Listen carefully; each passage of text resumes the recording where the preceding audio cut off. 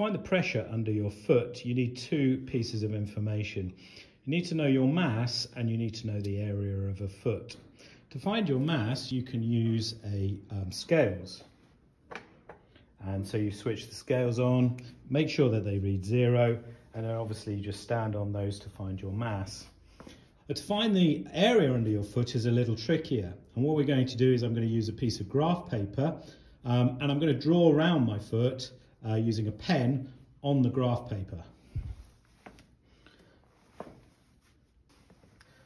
So I now have an outline of my foot on the graph paper, and I can now use the graph paper to find the area of my foot.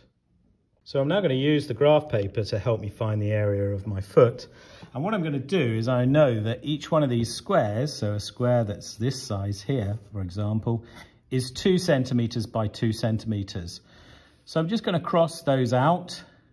So 1, 2, 3, 4, 5, 6. So I've got 44 big squares, and now I'm just going to approximate how many extras I've got from these little pieces here. So I can just add them up. So that probably makes another 1, another 2, another 3, another 4, another 5, 6, 7. So I'm going to say I'm going to add another 7 complete squares to there, which would make 51 squares. And remember, each square is 2 centimeters by 2 centimeters. So 51 squares times 4 centimeters cubed. So I can work out from here that the area of my 1 foot is about 204 centimeters squared. Okay, I now have the 2 pieces of information I need to find the pressure under my foot, because I need pressure is equal to force divided by area. If I know the weight, so the weight of a typical pupil would be 70 kilograms. So 70 kilograms is the mass. To find weight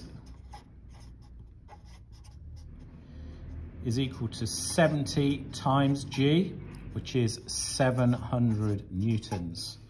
So I've got 700 newtons divided by the area of this foot, which is 204 centimeters squared.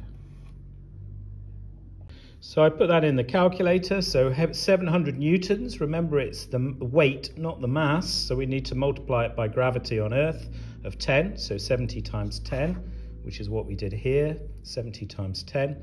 And we have the area of the foot, and that gives a pressure under your foot of 1 foot, 3.43 newtons per centimeter squared.